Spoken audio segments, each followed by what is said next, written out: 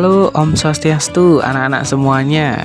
Ketemu lagi sama Pak Guru ya di minggu ini pada pengembangan diri MIPA. Nah, kalau minggu lalu kita sudah membahas tentang ciri-ciri makhluk hidup. Pada minggu ini kita akan membahas tentang simbiosis. Nah, tapi sebelum ke materi simbiosis, Pak Guru akan membahas dulu beberapa ciri-ciri makhluk hidup ya yang kita bahas pada minggu lalu, yang kalian juga sempat amati di lingkungan rumah kalian. Nah, berikut akan Pak Guru bahas tentang ciri-ciri makhluk hidup. Nah, untuk ciri-ciri makhluk hidup sendiri itu terdiri dari yang pertama, makhluk hidup itu dapat bergerak. Kemudian yang kedua dapat bernafas. Ketiga, memerlukan makanan. Kemudian ada tumbuh dan berkembang. Nah, sebagai tambahan lagi, selain itu juga setiap makhluk hidup itu pasti peka terhadap yang namanya rangsangan. Dan yang terakhir itu biasanya dapat berkembang biak. Nah, itu dia ciri-ciri ciri-ciri makhluk hidup ya maksud Pak Guru. Nah, kemudian Pak Guru ada sempat nanya nih waktu tugas kemarin, apakah tumbuhan dapat bergerak? Ya, tentu dong dapat bergerak ya. Nah, tumbuhan juga dapat bergerak. Nah, gerak tumbuhan itu sangat sulit diamati. Nah, tumbuhan itu bergerak biasanya saat mendapatkan rangsangan. Nah, bisa berupa cahaya, sentuhan, atau yang lainnya. Nah, contohnya itu seperti tanaman putri malu.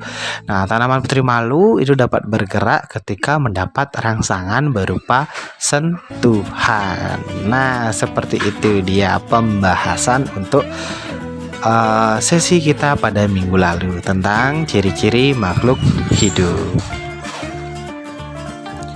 Nah, berikutnya seperti yang Pak Guru bilang di awal tadi, pada minggu ini kita akan membahas tentang simbiosis. Simbiosis itu apa Pak Guru? Nah, kalau simbiosis itu adalah hubungan antara dua makhluk hidup pada lingkungannya atau tempat tinggalnya, atau mungkin lebih tepatnya habitatnya ya. Nah, contohnya itu atau jenis-jenis dari simbiosis itu secara umum dibagi menjadi 3. Yang pertama ada simbiosis mutualisme, kemudian simbiosis komensalisme, dan yang ketiga itu adalah simbiosis parasitisme. Nah, apa sih definisi dari masing-masing jenis simbiosis tersebut? Yuk simak dong pembahasan Pak Guru berikut ini. Nah, simbiosis yang pertama itu adalah simbiosis mutualisme.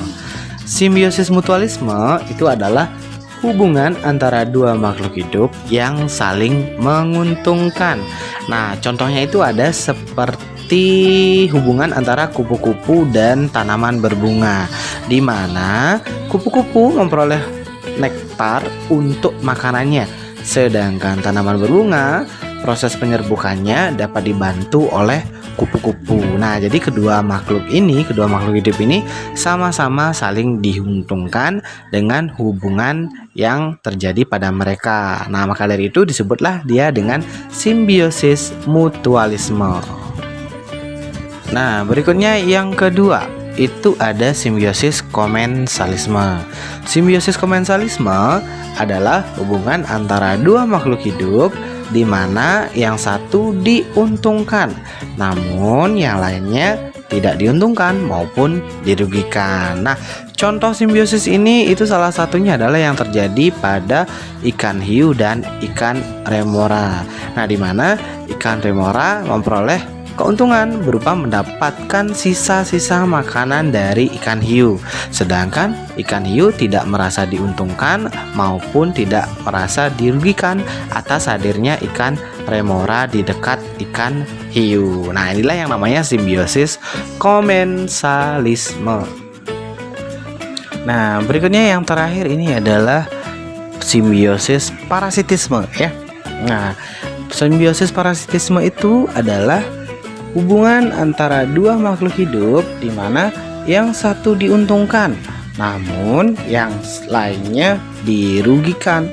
Contohnya itu seperti hubungan antara manusia dengan nyamuk. Wah, siapa di sini yang pernah digigit nyamuk? Nah, di sana itulah yang namanya simbiosis parasitisme, di mana nyamuk memperoleh keuntungan berupa mendapatkan makanan berupa darah ya, dari manusia, sedangkan manusia merasa dirugikan karena kehilangan darah dan menderita gatal-gatal ya.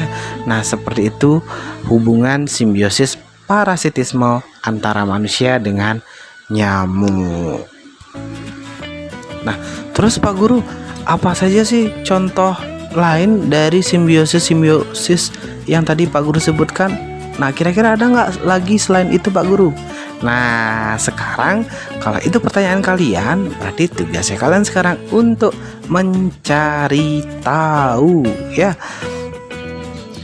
Nah, sekarang ayo silakan anak-anak amati lingkungan sekitar rumah kalian.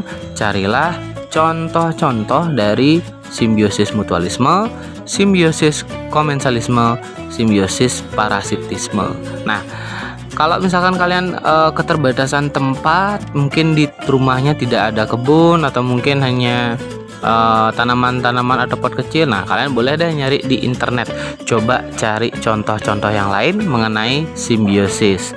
Nah, kemudian silakan tulis hasil pengamatan kalian pada tabel yang Pak Guru sajikan berikut ini. Kalian boleh nanti membuatnya di buku kalian, atau kalian bisa mencetak dokumen yang sudah Pak Guru bagikan melalui wali kelas kalian. Nah, pada tabel silahkan anak-anak tuliskan contoh jenis simbiosis yang kalian temukan beserta makhluk hidup yang terlibat di dalamnya. Kemudian tulislah keterangannya seperti yang sudah Pak Guru contohkan pada tabel ini. Nah, cukup sekian untuk pertemuan pengembangan diri MIPA hari ini. Nah, mudah-mudahan apa yang Pak Guru ajarkan dapat bermanfaat dan anak-anak dapat mengikutinya dengan baik di rumah. Nah, Pak Guru tutup pertemuan hari ini dengan Parama Santi. Om Santi Santi Santi Om.